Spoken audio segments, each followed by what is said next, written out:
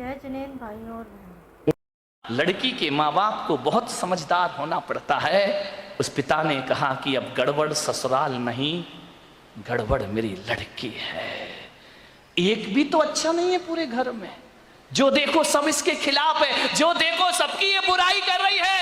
बोले बेटा चिल्ला, बोले पिताजी अब मैं कभी नहीं जाऊंगी। बोले मत जाना, तेरे बाप का घर है, आराम से रहना। बेटी अपने यहां किसी चीज की कमी नहीं। ले गया पीहर में।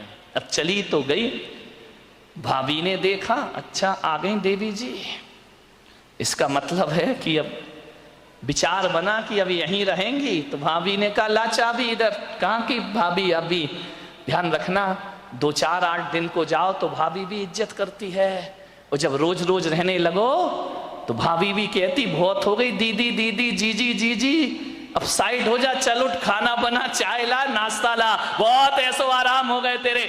उसने कहा यार भाभी तुम तो मुझे इतना प्यार करती थी। अरे बोले करती थी प्यार, तरीके से रहे तो प्यार करे, अब तू ससुराल छोड़ के आ गई, यहीं रहेगी क्या, हमारी छाती पे दाल डलेगी। अरे उसने कहा यार भाभी का तो नेचर बदल गया, ज्यादा लड़की पीहर में रहेगी इज्जत खराब हो जाएगी। मेरे भाई ध्यान रखना, लड़की की शान पीहर से डोली उठना है और ससुराल से अर्थी उठना, ये लड़की की शान हुआ करती है, ये लड़की का जीवन हुआ करता है। भाभी का व्यवहार, मंदिर गई 1 दिन 2 दिन 5 दिन 2 महीने हो गए, अब तो मंदिर वालों को परेशानी हो गई। पूछने लगे क्यों, लेने नहीं आ रहे क्या। अब तेल जले तेली का, दिल जले मसालची का। बाप के यहां रह रही है, पड़ोसी का पेट दुख रहा है। जो भी सहेली मिलती क्यों, कहां घूम रही, जीजा जी नहीं आई क्या। अरे उसने कहा सत्यानाश हो वो जीजा का, ना मुझे ससुराल में रहने दे रहा है ना पीहर में रहने दे रहा है। जहां जाए, शादी में जाए, पार्टी में जाए, कहीं भी जाए, हर कोई पूछे क्यों, लेने नहीं आ रहे, छोड़ दिया क्या। अरे उसने कहा यहां जीना तो और भी, मेहमान पूछे, रिश्तेदार पूछे, जो देखो वो टोके, ससुराल नहीं जाती है, 3 महीने हो गए, झगड़ा चल रहा है क्या, कुछ अनबन है क्या। अरे उसने कहा मैं तो मर गई, वहां से गई यहां, आसमान से गिरी और खजूर पे। ध्यान रखना, ये मोहल्ले वाले नहीं जीने देते हैं, ध्यान रखना, इनको बड़ी परेशानी हो जाती है, क्यों नहीं जा रहे। अब मंदिरों में एक ही चर्चा, फलाने सेठ की लड़की ससुराल नहीं जा रही है, लगता है कि छोड़ दिया है, लगता है कि तलाक की तैयारी है। अरे हमें तो मालूम था ये ऐसा ही है, ये कहीं भी रहने वाली। अरे उसने कहा ये तो मेरा जीना हराम हो गया, 3 महीने में पूरे मोहल्ले ने उपद्रव मचा दिया। बोले सेठ जी ये लड़की जाती नहीं है क्या। अब सेठ क्या बोले, सेठ एक दिन उदास बैठी थी झरोखे पर, सेठ ने कहा बेटी बड़ी दुखी दिख रही। बोली करूं क्या पिताजी, मैं ससुराल बिल्कुल नरक है, और यहां शादी के बाद क्या आ गई कि मेरी इज्जत ही मिट्टी में मिल गई। जो देखो मुझे शक की निगाह से देखता है, जिससे बात करो जैसे ही बात करो पहला प्रश्न होता है जीजा जी कहां है। अब वो जीजा ने तो मेरा जीना हराम कर दिया है, इससे अच्छी तो पिताजी मेरी शादी ही नहीं होना थी। ध्यान रखना, यदि मोहल्ला टोंकता है, समाज टोंकती है, ये बुरी बात नहीं है, ऐसे ही टोंका करो, किसी का उजड़ा हुआ घर फिर से बस जाएगा। ध्यान रखिए, मानिएगा। बहुत दुखी हो गई वो। पिता ने पूछा बेटी एक काम करेगी। बोले क्या। बोले अपने नगर में एक महाराज पधारे हैं, बड़े पहुंचे हुए संत हैं, मैंने तेरी चर्चा उनसे की है। क्या बोले महाराज। बोले पहले सुन ले शांति से, उन्होंने मुझे एक मंत्र दिया है, यदि इस मंत्र की मैं साधना करूं, मंत्र का जाप करूं, तो 6 महीने में ससुराल तेरी मुट्ठी में आ जाएगी। मुट्ठी में आ जाएगी। बोले अब लड़की चाहती क्या है, इनको सबसे बड़ा दुख क्यों है कि किसके अंडर में मैं रहूं। ये तो ये चाहते कि जाते ही साथ मेरा राज्य हो जाए, मैं महारानी बन जाऊं, सब लोग मेरे इशारे पर काम करे। इनको राजपाट चाहिए और कुछ नहीं चाहिए। ध्यान रखना, बहू को चाहिए घर की चाबी, घर की मालकियत, वो किसी के अनुशासन में रहना नहीं चाहती है, लोगों को अनुशासन में रखना चाहती है। पिता ने कहा बेटा 6 महीने मैं तेरी ससुराल का पूरा वातावरण बदल जाए तो तू ससुराल जाना चाहेगी? उसने कहा पिताजी क्यों नहीं जाना चाहूंगी। अब अकल आ गई उसको ठिकाने। ज्यादा बहू गड़बड़ करे ना तो 1 आध साल छोड़ दिया करो, अपने आप आएगी लौट के वापस, ध्यान रखना। अब अकल आ गई उसको कि क्या करूं। बोले हाँ पिताजी जा सकती हूं मैं।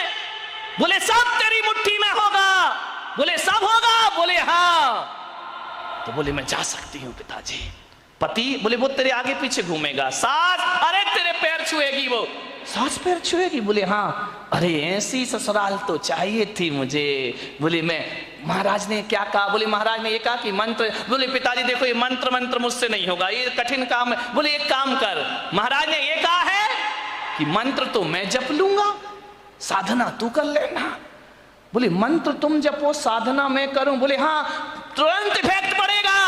तो बोले पिताजी मुझे क्या साधना करना है? बोले साधना तुझे इतनी करना है कि 6 महीने किसी को जवाब मत देना, किसी को भी कोई कुछ भी बोल दे 6 महीने जवाब मत देना, और 6 महीने किसी से अकड़ना मत, झुक करके जीना, ईमानदारी से काम करना।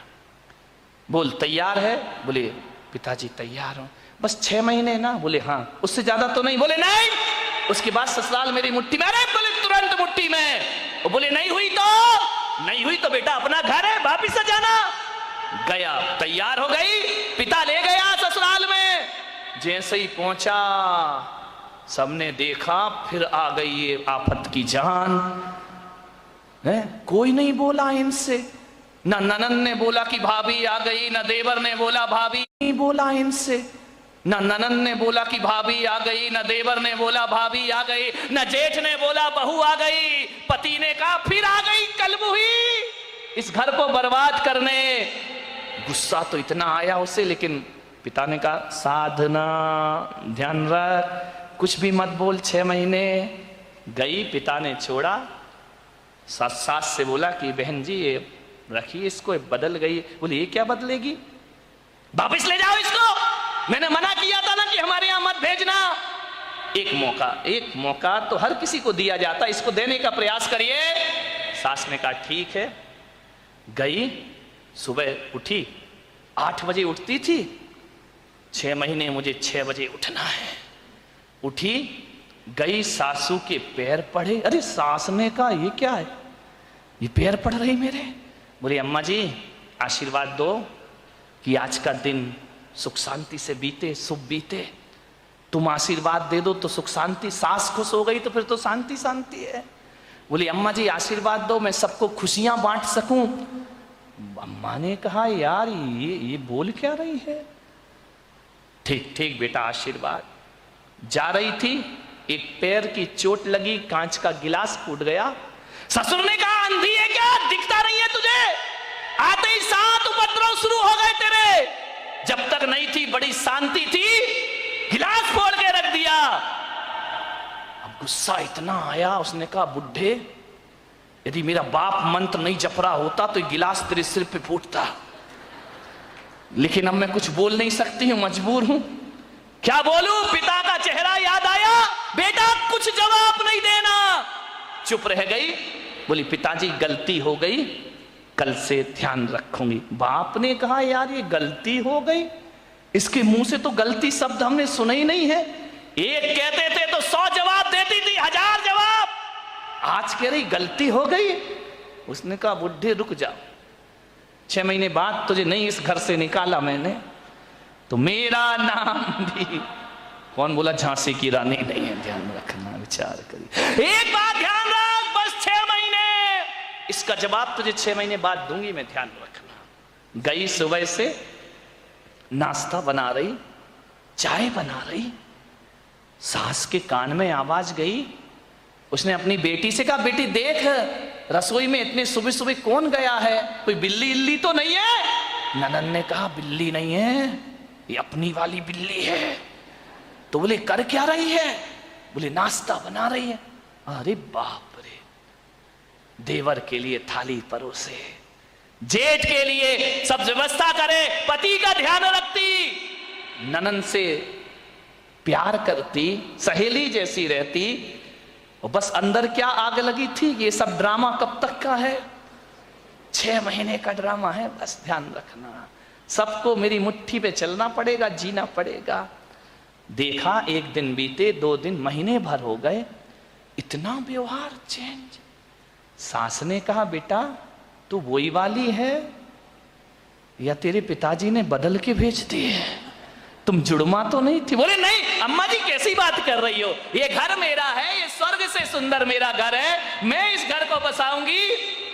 सास ने कहा बेटा तू इतनी चेंज हो जाएगी। माँ बुढ़िया रुक जा, 5 महीने तो बचे, फिर बताऊंगी मैं तुझे।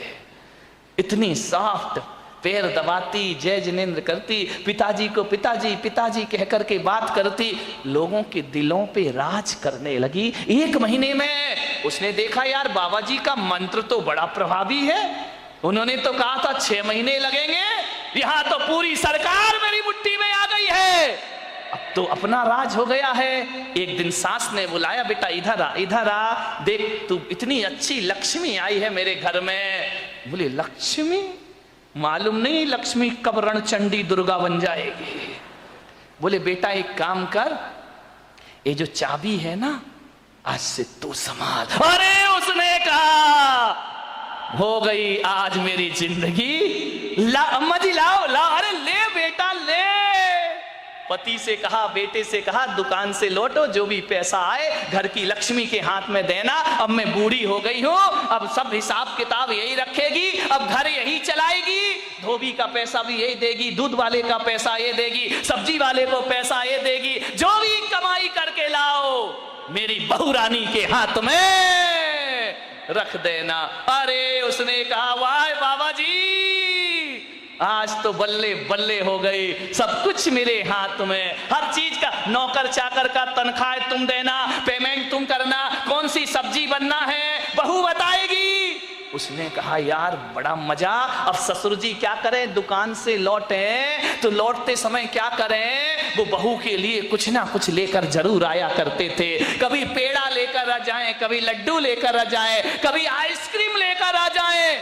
अरे उस बहू ने कहा यार कितने मजे हो गए यहाँ पर। ध्यान रखिए, बुजुर्गों से मेरा निवेदन है, ससुर से मेरा निवेदन है, सास से मेरा निवेदन है, जब भी बारामती से कहीं बाहर जाओ, घूमने जाओ, कहीं भी जाओ, कुछ लेकर आओ या ना आओ, अपनी बहू के लिए एक साड़ी लेकर जरूर आया करो, अपनी बहू के लिए कुछ ना कुछ सामान। ये तालियां बहुओं ने बजाई क्या सासुओं ने?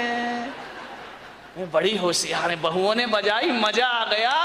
आज हो गई सासुओं की धुलाई। लेकिन ये सासुएं इतनी बेईमान है, बाहर जाएंगी लड़की के लिए लेकर आएंगी, बहू के लिए नहीं लाएंगी। ध्यान रख, ये छोटी छोटी बातें हैं, ध्यान रखना। यदि हर बार ससुर जी घर लौटे, रोज घर लौटो, कुछ ना कुछ बहू को लेकर आओ। तुम बाहर जाओ सासुओं तो कुछ ना कुछ लेकर जरूर आओ। अरे एक नया मंगल सूत्र ही लेकर आ जाया करो, और कुछ ना मिले तो कौन बोला अच्छी सुंदर सी चप्पल ले आया करो। नहीं, चप्पल मत लाना, बहू का मूड बिगड़ जाए ना, बहू का मूड बिगड़ जाए तो एक मोबाइल ले आया करो कि मेरी बहू को मोबाइल। ध्यान रख, इन बातों से कुछ होता नहीं है, लेकिन बहू के मन में ये भावना आती है कि बाहर घूमने के बाद भी मम्मी ने मेरा ख्याल रखा है। आपके प्रेम के संबंध बन जाएंगे, आपकी आत्मीयता के संबंध बने जाएंगे। आप चाहते हो ससुर जी बोलो कि घर में हमारा कोई इंतजार करे, वैसे तो बुढ़ों का कोई इंतजार नहीं करता है, चाहते हो कि कोई इंतजार करे। इंतजार फोकट में नहीं होता मेरे भाई। यदि रोज मीठा लेके आओगे तो बहू कहेगी पापा जी नहीं आए, आज लेट हो गए, अभी तक नहीं आए। वो इंतजार तुम्हारा नहीं कर रही है, गुलाब जामुन का कर रही है। किसी भी बहाने घर में इज्जत तो बनाओ मेरे भाई, ध्यान रखिए। तीर्थों पे जाओ तो बहू को लेकर कुछ ना कुछ आइए। आप बताइए, आप सोचिए, विचार करिए, आपके संबंध अच्छे, ससुर जी लौटे, बहू के लिए कुछ ना कुछ लेकर आए। धीरे धीरे 1 महीने में परिवार तो बदल गया, दूसरे महीने में बहू के विचार भी बदल गए। सबके साथ ऐसे रहने लगी, ऐसे रहने लगी। एक दिन रक्षाबंधन का त्योहार आया, भाई लेने आया। भाई ने कहा बेटी दीदी राखी का त्योहार है, घर चलना है। तो मालूम है बहू क्या बोली? मेरी मम्मी से पूछ लो। जब पहली बार नजारा क्या था कि भाड़ में जाए वो डायन, आज क्या कह रही है? मेरे पिताजी से पूछ लो, मेरी मम्मी से पूछ लो। भाई ने कहा जी तू ड्रामा कर रही है, हकीकत का मामला है। बोले चुप बैठ, पूछ के आजा। गया, अम्मा जी दीदी को ले जाओ। अरे बेटा कहां ले जा रहा है? बोले रक्षाबंधन है। बोले बेटा त्योहार है तो मैं मना नहीं कर सकती, लेकिन जब से तेरी बहन इस घर में आई है स्वर्ग जैसा वातावरण हो गया है। वो ना रहेगी तो हमारा मन ना लगेगा, वो ना रहेगी तो एक दिन काटना मुश्किल है। देवर बोला भाभी जल्दी लौट कर आना। ननंद की आंखों में आंसू आ गए। ससुर ने कहा बेटी तू मेरी बुढ़ापे की लाठी है,